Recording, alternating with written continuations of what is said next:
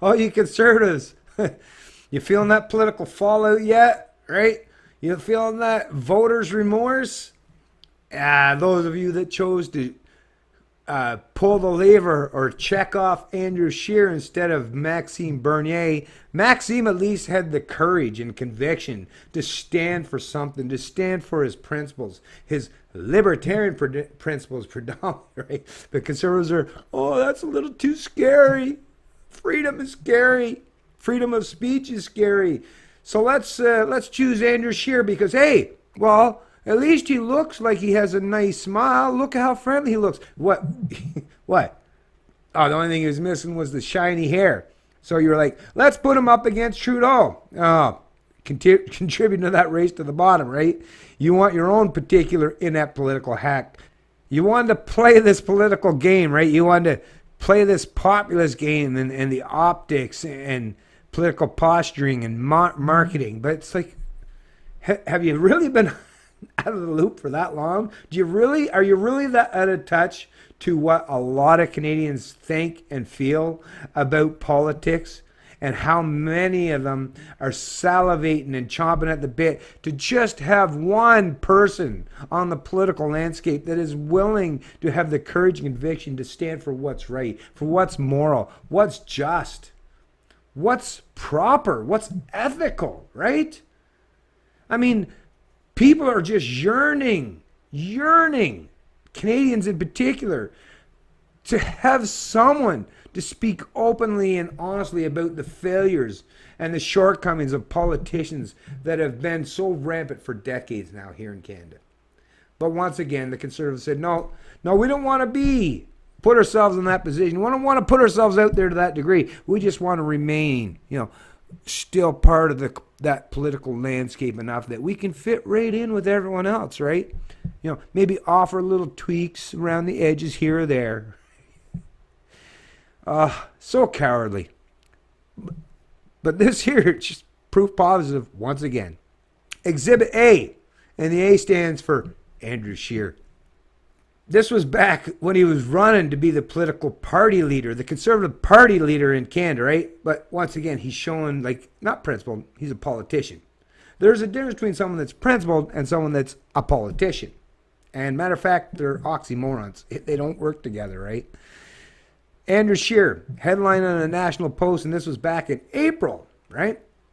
Take away federal funding if universities don't protect free speech on campus, Andrew Scheer says. Oh, there were probably some conservatives say, yeah, we agree with that. Yeah, because all these leftists, all these collectivists, all these Antifas and all these special interest groups or the LGBTQ blah, blah, blah, blah community, the ones that they would be opposing predominantly. Yeah, we're against them. So, yeah, we like what you're saying, Andrew.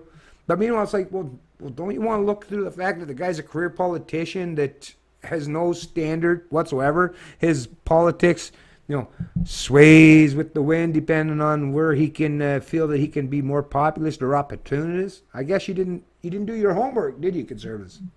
A troubling trend has surfaced where small groups on campus have shown can shut down events, prevent guest speakers from giving lectures, and ban activities or clubs they disagree with. Scheer said in an interview Wednesday, campuses are no longer the bastions of free speech that they once were. Recent examples include a pro-life group having its event canceled at Wilfrid Laurier University, a student newspaper at McGill refusing to print pro-Israel articles, and protests around University of Toronto professor Jordan Peterson for his views on gender pronouns. There are a lot of people who come to campus who say things that are outrageous, and I vehemently disagree with them. That I find offensive. Professors or guest speakers who say terrible things about everything from Christianity to capitalism, said Scheer. But you're still supposed to be standing up in defense of freedom of speech, basically what he put forth and presented in his original diatribe, in his original political narrative. Fast forward to today, and this headline article, date for this particular one is August 18th, 2017. After campus events canceled, Andrew Scheer says universities have right to decide who gets spaced. Oh, what an about face. What a complete reversal, right? Seems quite political in nature, doesn't it, right? Seems like, once again, swaying with the winds, right? Oh, seems like the populist outrage is against people on the right, so, hey, I'm against people on the right. Yeah, real principled guy you picked there, conservatives. Right on. Not. Let's get down. We'll read a little bit into the article here. Ottawa.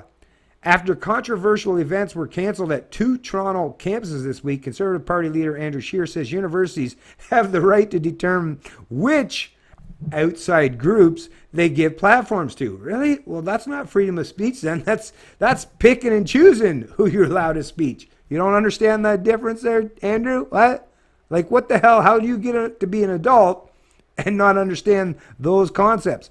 No, freedom of speech is about giving everybody the freedom to speak. But like I say, Andrew, politics takes front and center here. You know, political pandering, being an opportunist, that's taking the front and center stage of his political posturing, right? In an interview Friday, the National Post asked Scheer to clarify a policy idea floated during his leadership campaign to make federal grant money for universities dependent on fostering a culture of freedom of speech. I respect the rights for universities to determine which outside groups they give a platform to, and so that's within their purview, Scheer told the Post. What an about face! Whoa, right? After Scheer narrowly won the Conservative mantle at the end of May, insiders from his campaign cited the policy as a reason he gained late traction in the race. Yeah, no doubt, right? And he used that to sell you up the river, conservatives.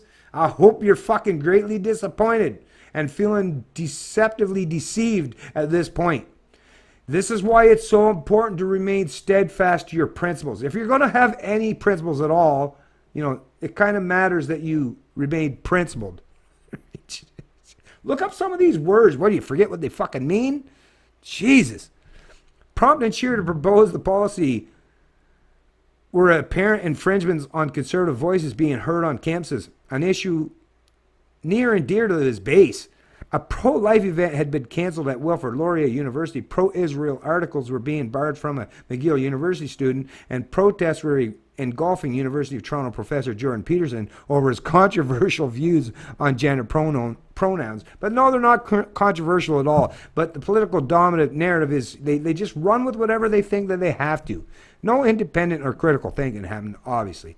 Scheer said little about the policy after becoming party leader, with Parliament rising for the summer and his office still working on hiring staff after an exodus that followed former interim leader Rona Ambrose. But recent events have prompted new questions.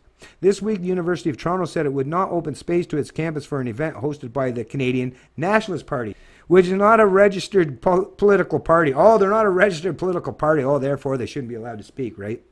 What? Like I said, they're selling a lot of fucking people up the river. The Conservative Party and Andrew Scheer, he knew how to give you a sales narrative. He knew how to sell that snake oil, and you bought it. You bought it, Canada, or Conservatives, a lot of you, or at least the majority of you, you bought it.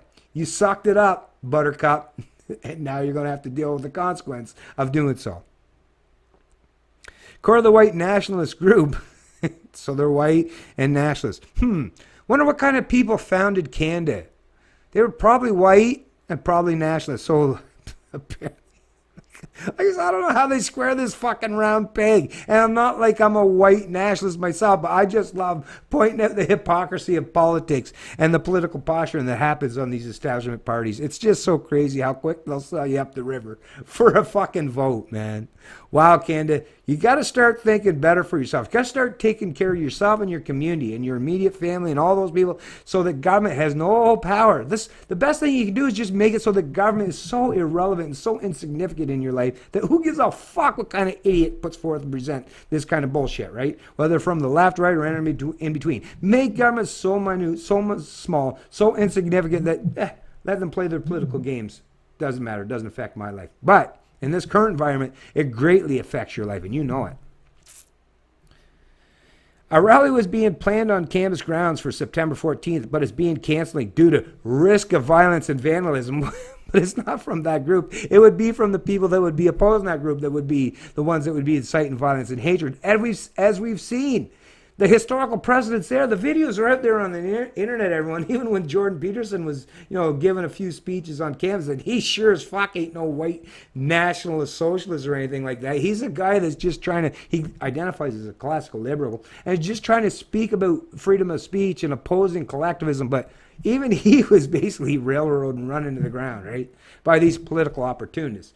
And Andrew Scheer has shown once again that, like I say, he's a populist for the most part. He don't give a shit. He just sways wherever which way the wind blows. Whatever can get him elected. Whatever can give him power and authority over you. Reject all this bullshit, Canada. Fuck this hypocrisy, right?